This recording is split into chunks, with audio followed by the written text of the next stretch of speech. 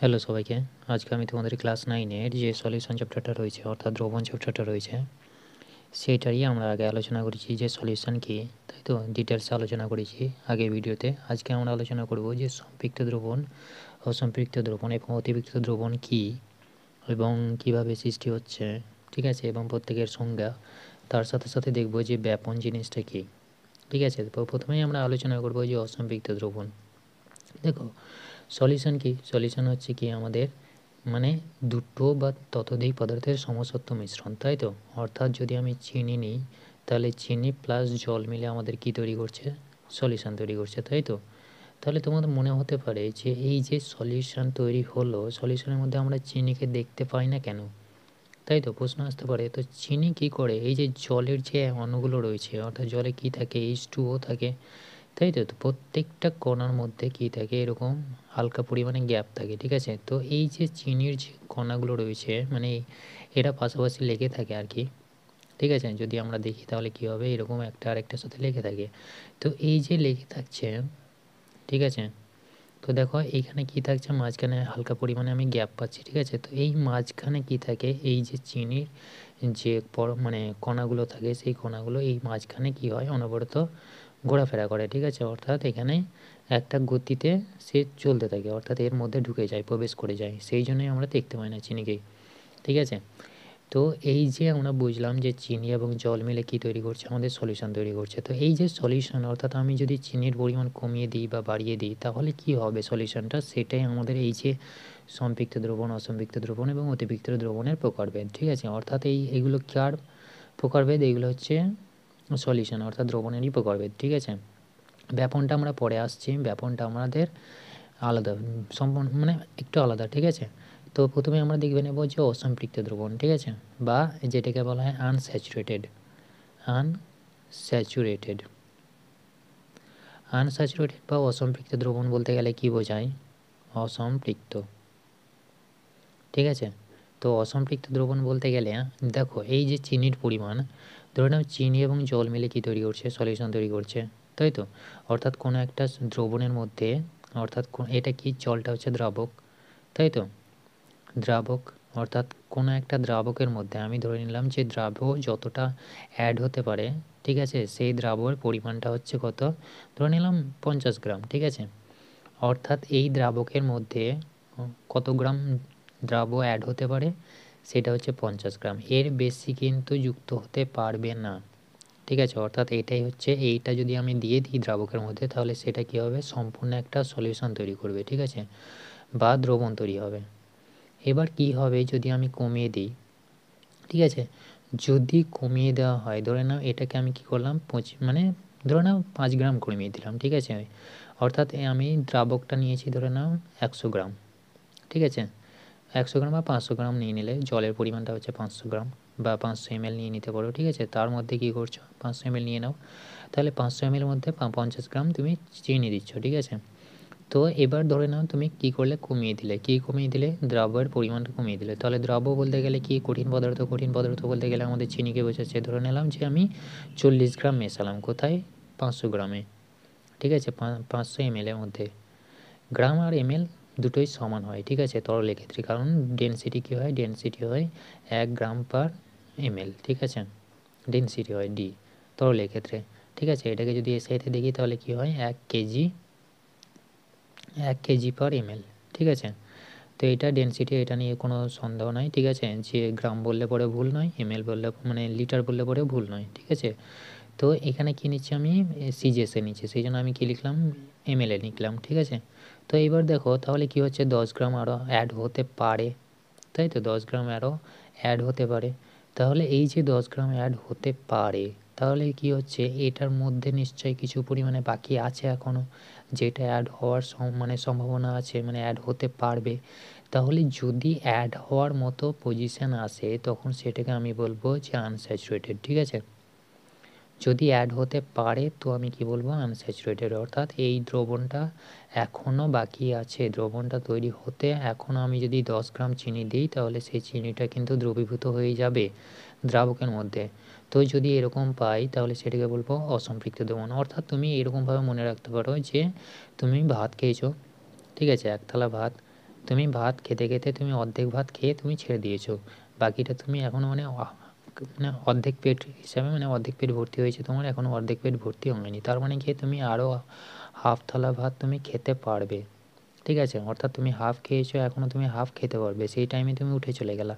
তাহলে এই যে অর্ধেক খাওয়ার ক্ষমতা তোমার এখনও আছে, সেই যে জিনিসটা অর্থাৎ সেই যে ক্ষমতাটা, সেইটাই হচ্ছে আমাদের সেই দ্রবণটাকে, অর্থাৎ সেই যে দ্রবণটা তৈরি হবে সেটাকে আমরা কি বলবো, আনস্যাচুরেটেড বা অসম্পৃক্ত দ্রবণ, ঠিক আছে, অসম্পৃক্ত দ্রবণ।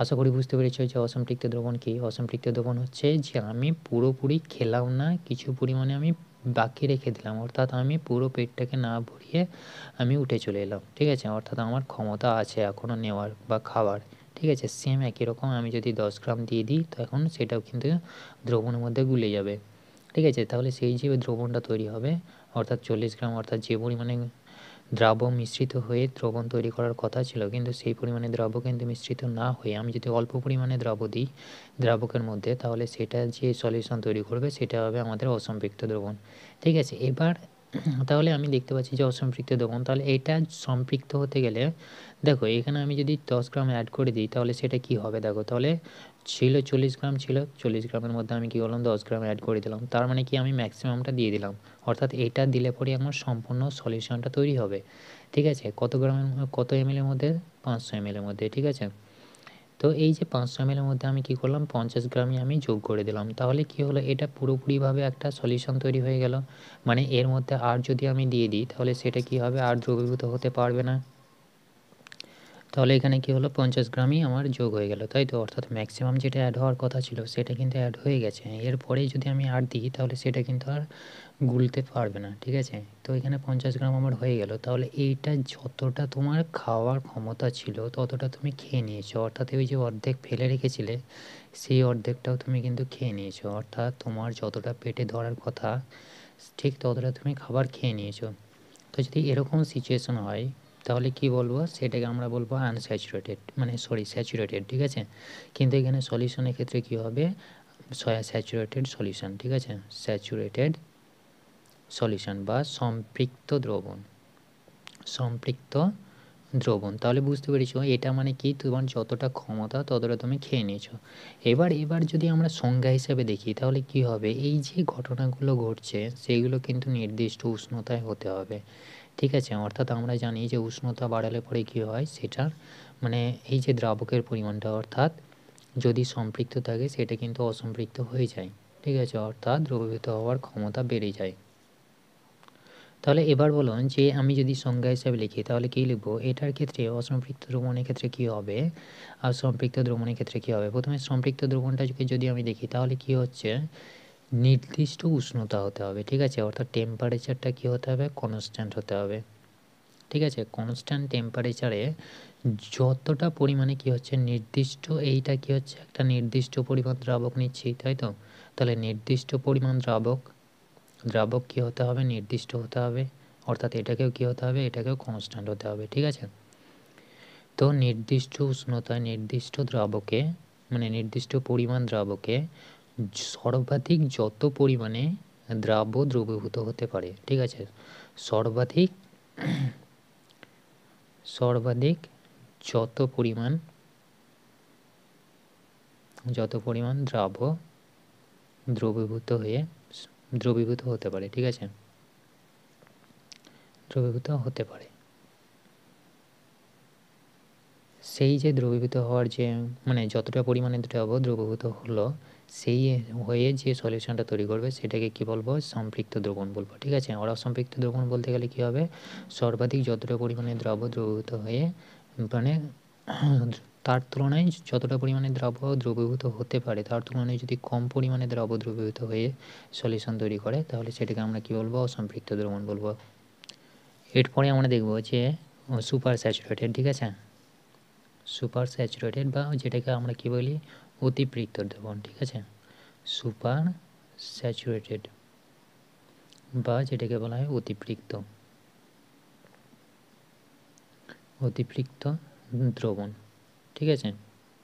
তাহলে অতিপৃক্ত দ্রবণ বা সুপার স্যাচুরেটেড সলিউশন কাকে বলা হয়, দেখো আমি কি করলাম যেটা বললাম সেটা হচ্ছে 50 গ্রাম অ্যাড হতে পারতো কততে 500 ml এর মধ্যে, তাই তো, দিয়ে সলিউশনটা তৈরি হতে পারতো। কিন্তু আমি যদি ধরে নাও 60 গ্রাম দিয়ে দিলাম, মানে 60 গ্রাম চিনি যদি আমি যুক্ত করি তাহলে কী হবে, 10 গ্রাম এক্সট্রা হয়ে গেল, তাই তো। তাহলে 10 গ্রাম যদি আমাদের এক্সট্রা হয়ে যায় তাহলে এটা নিশ্চয়ই অ্যাড হতে পারবে না। তাহলে অ্যাড হওয়াতে গেলে আমাকে কী করতে হবে, হয় টেম্পারেচার বাড়াতে হবে। তাহলে নির্দিষ্ট উষ্ণতায় যতটা পরিমাণে দ্রবীভূত হতে পারতো তার তুলনায় যদি আমি বেশি পরিমাণে দিই, দিয়ে যে সলিউশনটা পাবো সেটাই হবে আমাদের সুপার স্যাচুরেটেড, ঠিক আছে, অর্থাৎ অতিরিক্ত দ্রবণ। আশা করি বুঝতে পেরেছি অতিরিক্ত দ্রবণ জিনিসটা কি। তার মানে কি 50 গ্রাম দ্রবীভূত হওয়ার মানে ক্ষমতা রয়েছে, কিন্তু আমি কি দিলাম 60 গ্রাম দিলাম, অর্থাৎ দ্রবীভূত হতে পারবে না। কিভাবে দ্রবীভূত হতে পারবে, আমরা জানি যে টেম্পারেচার বাড়িয়ে, তো এখানে কী হবে, নির্দিষ্ট উষ্ণতা হতে হবে, ঠিক আছে, এবং নির্দিষ্ট দ্রব হতে হবে, মানে দ্রাবকের পরিমাণটা কী হবে, নির্দিষ্ট হতে হবে, ঠিক আছে। তো যদি এরকম সলিউশন খুঁজে পাই তাহলে সেটাকে আমরা কী বলবো, যে সুপার স্যাচুরেটেড বা অতিরিক্ত দ্রবণ। তো এবার এখান থেকে তোমাদের প্রশ্ন আসে সেটা হচ্ছে যে সম্পৃক্ত দ্রবণ থেকে অসম্পৃক্ত দ্রবণে আমরা কীভাবে যাব, বা অসম্পৃক্ত দ্রবণ থেকে সম্পৃক্ত দ্রবণে কীভাবে আসবো। তো স্যাচুরেটেড থেকে আমরা কোথায় যাচ্ছি, আনস্যাচুরেটেড, অর্থাৎ আনস্যাচুরেটেড, তাই তো। অর্থাৎ স্যাচুরেটেড বলতে গেলে কি, সম্পৃক্ত, আর এটা হচ্ছে অসম্পৃক্ত। তাহলে এবার দেখো যে স্যাচুরেটেড থেকে যদি আমি আনস্যাচুরেটেডে যাই তাহলে কী হয়, আমরা যদি উষ্ণতা বাড়িয়ে দিই তাহলে কী হবে, উষ্ণতা বাড়ালে পরে আমাদের সেটার মানে দ্রাবের পরিমাণটা কী হয়ে যায়, বেশি পরিমাণে লাগে, অর্থাৎ দ্রবীভূত হওয়ার ক্ষমতা বেড়ে যায়, কার, দ্রাবের, ঠিক আছে। তাহলে আমি উষ্ণতা যদি আমি বাড়িয়ে দিই তাহলে কী হবে, স্যাচুরেটেড ছিল সেটা কী হয়ে যাবে, আনস্যাচুরেটেড হয়ে যাবে। তারপরে এবার দেখো যে এটা কি আছে, স্যাচুরেটেড আছে মানে সম্পৃক্ত রয়েছে। এবার যদি আমি দ্রাবক কত ছিল আমাদের, দ্রাবক ছিল আমাদের 500 ml, তাই তো, 500 ml ছিল। তাহলে আমি যদি এটাকে 600 ml করে দিই তাহলে কি হবে, 600 ml হলে নিশ্চয়ই সেটা মানে অসম্পৃক্ত হয়ে যাবে। তাহলে আমি কি করতে পারি, দ্রাবকের পরিমাণটাও আমি যদি বাড়িয়ে দিই তাহলে সেটা কি হবে, দ্রাবকের পরিমাণটা বাড়িয়ে দিলেও আমাদের সেটা সম্পৃক্ত থেকে অসম্পৃক্ত হয়ে যাবে, ঠিক আছে। তো আশা করি বুঝতে পেরেছি যে সম্পৃক্ত থেকে অসম্পৃক্ত, ঠিক উল্টোটা করে দাও। কী হবে, অসম্পৃক্ত দ্রবণকে সম্পৃক্ত করতে গেলে কি করতে হবে, এই যে মানে দ্রাবক আছে সেই দ্রাবকটাকে আমি কি করতে পারি, আগুনে করে কী করতে পারি, বাষ্পীভূত করে দিতে পারি, তাই তো। বাষ্পীভূত করলে পরে আমাদের কি হবে, যে পরিমাণে মানে এই যে দ্রাবকের পরিমাণটা, দ্রাবক কী হবে, বাষ্পীভূত হয়ে চলে যাবে, এবং দ্রাবকের পরিমাণটা কী হবে, নির্দিষ্ট থাকবে, ঠিক আছে, অর্থাৎ সম্পৃক্ত দ্রবণ তৈরি হবে, ঠিক আছে। তাহলে আমি কি করছি, টেম্পারেচার আমি কি করতে পারি, কমাতে পারি বা বাড়াতে পারি, ঠিক আছে। অর্থাৎ সেক্ষেত্রে আমাদের কি হবে, বাষ্পীভূত করতে হবে কাকে, আমাদের দ্রাবককে, বা দ্রাবকের পরিমাণ যদি আমি কমিয়ে দিই তাহলে সেটা কী হবে, আমাদের সম্পৃক্ত দ্রবণ তৈরি হয়ে যাবে, ঠিক আছে।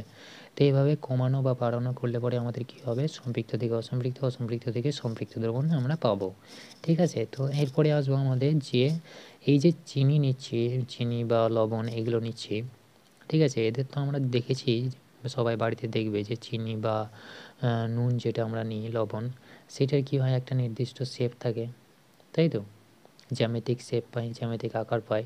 তো যদি কোনো কঠিন পদার্থ, এগুলো সব কঠিন পদার্থ, যদি কোনো কঠিন পদার্থের কী থাকে, নির্দিষ্ট জ্যামিতিক আকার থাকে, ঠিক আছে, নির্দিষ্ট জ্যামিতিক আকৃতি আমরা যদি খুঁজে পাই, আকৃতি যদি থাকে তাহলে কি তাকে আমরা কি বলবো, তাকে আমরা বলবো কেলাস, ঠিক আছে। তারপর দেখবি যে মোম, তারপরে রাবার যেগুলো হয়, তারপরে কাঁচ বা পিচ যেগুলো পাওয়া যায় আমরা, সেগুলো কিন্তু নির্দিষ্ট জ্যামিতিক আকার পাই না। তাহলে তাদেরকে আমরা কী বলবো, তাদেরকে বলা হয় অ্যামরফাস, ঠিক আছে, বা অনিয়তাকার বলা হয়, ঠিক আছে, অনিয়তাকার, অর্থাৎ যাদের নির্দিষ্ট জ্যামিতিক আকার থাকে না, অনিয়তাকার বলা হয়, ঠিক আছে, বা যেটাকে ইংরেজিতে বলা হয় অ্যামরফাস, ঠিক আছে, অ্যামরফাস সলিড। কাদেরকে আমরা বলবো, যেমন কাঁচ, ঠিক আছে, রাবার, তারপরে অনেক কিছু হয় যেমন পিচ, ঠিক আছে, মোম। তাহলে এইগুলো কী হচ্ছে, এইগুলো নির্দিষ্ট জ্যামিতিক আকার নেয়, সেই জন্য এদেরকে কী বলা হয়, অনিয়তাকার মানে কঠিন বলা হয়, ঠিক আছে, অর্থাৎ এদেরকে আমরা নির্দিষ্ট জ্যামিতিক আকার পাই না। তাহলে নির্দিষ্ট জ্যামিতিক আকার যাদেরকে পাই তাদেরকে আমরা কী বলছি, কেলাস বলছি। এবং এই যে ক্লাসটা, তাহলে যে পদ্ধতিতে আমরা কী করছি, ক্লাসটাকে তৈরি করছি, সেই পদ্ধতিকে কী বলা হয়, কেলাসন বলা হয়, ঠিক আছে। কেলাসন বা ক্রিস্টালাইজেশন। কেলাসন, তাহলে আশা করি বুঝতে পেরেছো যে ক্রিস্টাল আমরা জানলাম, আর তার সাথে সাথে জানলাম যে ক্রিস্টালাইজেশন।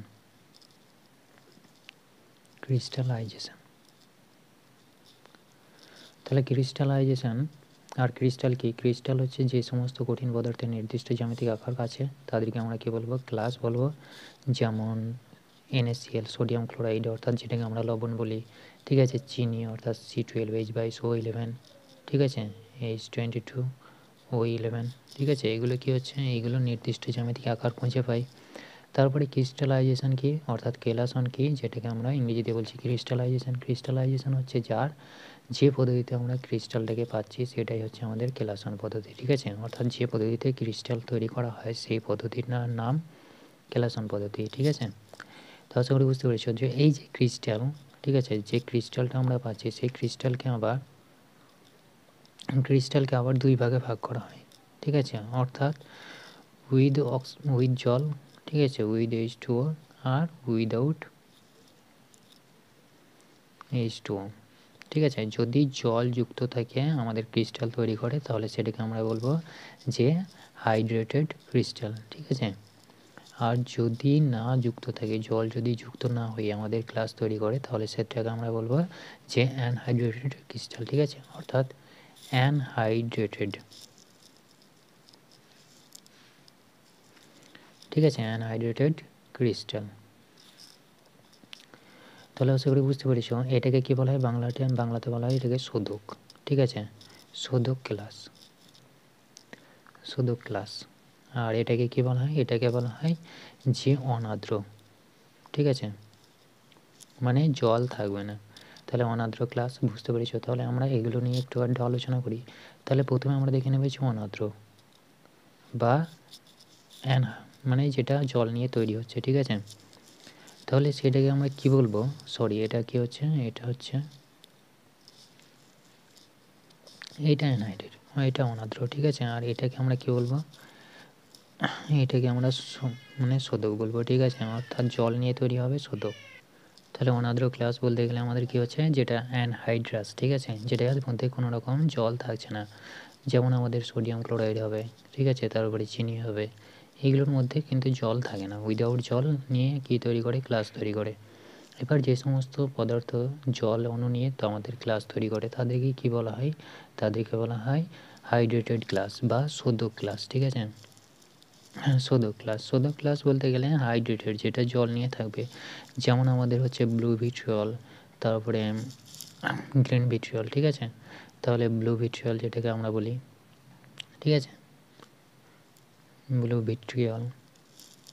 তো ব্লু ভিট্রিয়লের সংকেত কি? ব্লু ভিট্রিয়লের সংকেত হচ্ছে আমাদের CuSO4.5H2O। দেখো এখানে কি আছে? জল অণু আছে, ঠিক আছে।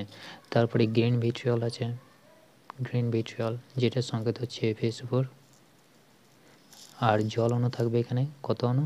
7 অণু, ঠিক আছে, 7H2O।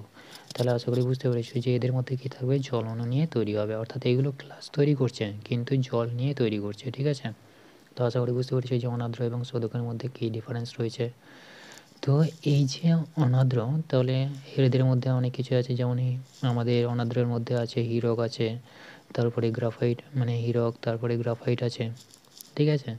তারপরে শোধকের মধ্যে আমাদের কী হচ্ছে? শোধকের মধ্যে আমাদের মানে যেগুলো আমরা ফিটকিরি বলি সেই ফিটকিরিগুলো থাকে, ঠিক আছে, বা ফটকিরি যা বলো, ঠিক আছে। এগুলো কী থাকে? আমাদের শোধকের মধ্যে থাকে, অর্থাৎ এগুলো জল অণু নিয়ে আমাদের গ্লাস তৈরি করে, ঠিক আছে। তো এরপরে আসবো আমরা ব্যাপন নিয়ে। ব্যাপন বলার আগে আমাদেরকে যেটা জানতে হবে সেটা হচ্ছে ব্রাউনীয় গতি কী। দেখো ব্রাউনীয় গতি হচ্ছে, আমরা কি দেখলাম প্রথমে? আমরা আলোচনা করেছিলাম যে জল অণুগুলোর মাঝখানে কে থাকছে? আমাদের যে আমরা মানে যে দ্রাবটা নিচ্ছি সেই দ্রাবের যে কণাগুলো, সেই কণাগুলো মাঝখানে ঘুরছে, তাই তো। অর্থাৎ এখানে অনবরত গতি সৃষ্টি হচ্ছে। তাহলে এই যে গতি সৃষ্টি হচ্ছে, গতি সৃষ্টি হওয়ার জন্য যে গতিটা, অর্থাৎ এই যে গতিটা, অর্থাৎ এই যে মানে মাঝখানে যে কণাটা থাকছে সেই কণাটা কিসের কণা? অর্থাৎ দ্রাবকের কণা, তাই তো। এই যে দ্রাবকের কণার যে গতি, এটা লক্ষ্য করেছিলেন কে? প্রথম রবার্ট ব্রাউন, ঠিক আছে, রবার্ট ব্রাউন। কত সালে? 1872 সালে। তিনি লক্ষ্য করেছিলেন এবং তিনি বলেছিলেন যে এই যে কণার গতি, সেই গতিটার নাম দিয়ে দিয়েছিলেন কি ব্রাউনীয় গতি। তাহলে বুঝতে পেরেছো যে ব্রাউনীয় গতি কি? ব্রাউনীয় গতি হচ্ছে এই যে কণার যে গতিটা, সেই গতিটাই অ্যাকচুয়ালি ব্রাউনীয় গতি হিসাবে পরিচিত, বিজ্ঞানী রবার্ট ব্রাউনের মানে নাম অনুসারে। ঠিক আছে, তো এখানে তোমাদেরকে জিজ্ঞেস করতে পারি যে ব্রাউনীয় গতি কী এবং কে আবিষ্কার করেছিলেন। ঠিক আছে, তো এভাবেই তোমাদেরকে বলতে হবে যে আমাদের যে জলকণাগুলো রয়েছে, জলকণাগুলোর মাঝখানে আমাদের চিনি যে কণা, সেই কণাটা কী হচ্ছে অনবরত গতিশীল, মানে অনবরত অবিরাম করছে। ঠিক আছে, এবং যে গতি সৃষ্টি হচ্ছে সেই গতিটাকে আমরা কী বলছি? ব্রাউনীয় গতি বলছি। এরপরে আসবো আমরা ব্যাপন নিয়ে। ঠিক আছে, ব্যাপন ব্যাপন জিনিসটা কি? দেখো, ব্যাপন আমরা কি জানি যে জলের মধ্যে কী হচ্ছে? চিনিটা গুলে যাচ্ছে, তাই তো? জলের মধ্যে এই যে এগুলো কী হচ্ছে? জলের মধ্যে কণা চিনি যদি আমি দিই তাহলে চিনিটা কী হয়ে যাচ্ছে? গুলে যাচ্ছে, তাই তো? তাহলে এই যে গুলে যেতে আমাদের কি অন্য কোনো কিছু সাহায্য করছে? বাহ্যিক কোনো কিছু কি আমাদের দরকার পড়ছে না, তাই তো? তাহলে যদি মানে যে ধর্মের জন্য এই যে চিনি জলের মধ্যে গুলে যাচ্ছে, মানে নিজেভাবে স্বতঃস্ফূর্তভাবে, সেই যে ঘটনাটা, সেই ঘটনাটাকে অর্থাৎ মিশ্রিত হওয়ার যে ঘটনা, সেই ঘটনাটাকে কী বলা হয়? ব্যাপন বলা হয়। ঠিক আছে, ব্যাপন কোনো কিছু নতুন কিছু নয়। নতুন বলতে গেলে কি বোঝাবে? যে এটা হচ্ছে যে ধর্মের জন্য। ঠিক আছে, ব্যাপন হচ্ছে কি? একটা ধর্ম। ঠিক আছে, একটা ধর্ম। সেই ধর্মটা কি? ধর্মটা হচ্ছে এই যে গুলে যাওয়ার যে ধর্ম। ঠিক আছে, অর্থাৎ মিশে যাওয়ার যে ধর্ম, মিশে যেতে সাহায্য করে, মিশে যেতে সাহায্য করছে। তাহলে মিশে যেতে সাহায্য করছে কি? ব্যাপন প্রক্রিয়ায়। ঠিক আছে, অর্থাৎ বাহ্যিক কোনো সাহায্য দরকার পড়ছে না, অর্থাৎ বাহ্যিক কোনো সাহায্য ছাড়াই। ঠিক আছে, সাহায্য ছাড়াই, বাহ্যিক কোনো সাহায্য দরকার হবে না। অর্থাৎ আমি যদি বলি তাহলে কি হবে? নিজে কিন্তু। ঠিক আছে, নিজে মিশ্রিত হবে, নিজে। অর্থাৎ এই যে চিনির মধ্যে জলের মধ্যে আমি কি দিলাম? চিনি দিলাম, তাহলে চিনিটা গুলে গেল। তাহলে যে ধর্মের জন্য দুই বা ততোধিক পদার্থ বাহ্যিক কোনো সাহায্য ছাড়াই স্বতঃস্ফূর্তভাবে পরস্পরের মধ্যে মিশ্রিত হয়, তাকে ব্যাপন বলা হয়। ঠিক আছে, তাহলে দেখো যে ব্যাপনের যে সংজ্ঞাটা, সেই সংজ্ঞাটা আমি লিখে দিয়েছি যে ধর্মের জন্য দুই বা ততোধিক পদার্থ বাহ্যিক কোনো সাহায্য ছাড়াই কী হচ্ছে? স্বতঃস্ফূর্তভাবে পরস্পরের মধ্যে মিশ্রিত হতে পারছে, সেই যে মিশ্রিত হওয়ার যে ধর্ম, সেই ধর্মটাকে কী বলা হচ্ছে? ব্যাপন বলা হচ্ছে। ঠিক আছে, তো আশা করি বুঝতে পেরেছো। তো আজকে আমাদের এই পর্যন্তই। তাহলে আজকে আমাদের যে সবথেকে গুরুত্বপূর্ণ কোয়েশ্চেন, সেটা হচ্ছে তোমাদেরকে কারণ মানে কাকে বলে জিজ্ঞেস করবে, অর্থাৎ পার্থক্য জিজ্ঞেস করতে পারে সম্পৃক্ত দ্রবণ, অসম্পৃক্ত দ্রবণ এবং অতিপৃক্ত দ্রবণের মধ্যে পার্থক্য। তারপরে সম্পৃক্ত দ্রবণ থেকে অসম্পৃক্ত দ্রবণ কীভাবে আসতে পারি, বা অসম্পৃক্ত দ্রবণ থেকে সম্পৃক্ত দ্রবণে কীভাবে আসতে পারি, কেলাস কাকে বলা হয়, কেলাসন কাকে বলা হয়, অনিয়তাকার, নিয়তাকার বলতে যাদের নির্দিষ্ট রূপ আছে, অনিয়তাকার বলতে যাদের নির্দিষ্ট কোনো গঠন নাই, জ্যামিতিক আকার নাই, সেগুলোকে বলা হয়। ঠিক আছে, নিয়তাকারের মধ্যে আমাদের কী হচ্ছে? ক্রিস্টাল বা যেটাকে আমরা বলছি কেলাসন। ঠিক আছে, এগুলোই প্রত্যেকের একটা করে এক্সাম্পল মনে রাখবে, কাকে মানে প্রত্যেকের এক্সাম্পল জিজ্ঞেস করবে। এবং ব্যাপন কাকে বলে, এটা সবথেকে ইম্পর্টেন্ট, এটা বেশিরভাগ পরীক্ষাতে জিজ্ঞেস করে যে ব্যাপন কী, বা যে ধর্মের জন্য কী হচ্ছে? দুটো পদার্থ পরস্পরের মধ্যে কোনো বাহ্যিক বস্তু মানে বাহ্যিক কোনো সাহায্য ছাড়াই স্বতঃস্ফূর্তভাবে মিশ্রিত হতে পারে, সেই ধর্মটার নাম কি? এভাবে জিজ্ঞেস করতে পারে। ঠিক আছে, তো সেটার নাম হচ্ছে কি? আমাদের ব্যাপন। তো এই কোয়েশ্চেনগুলো তোমাদেরকে মনে রাখতে হবে। আর একটা জিনিস মনে রাখবে যে ব্লু ভিট্রিয়লের সংকেত কী আর মানে গ্রিন ভিট্রিয়লের সংকেত কী। ঠিক আছে, এই সংকেতটা বেশিরভাগ সময় জিজ্ঞেস করে। তো আশা করি তোমরা বুঝতে পেরেছো। যদি কোনো ডাউট থাকে তো কমেন্ট করে জানাবা। Thank you.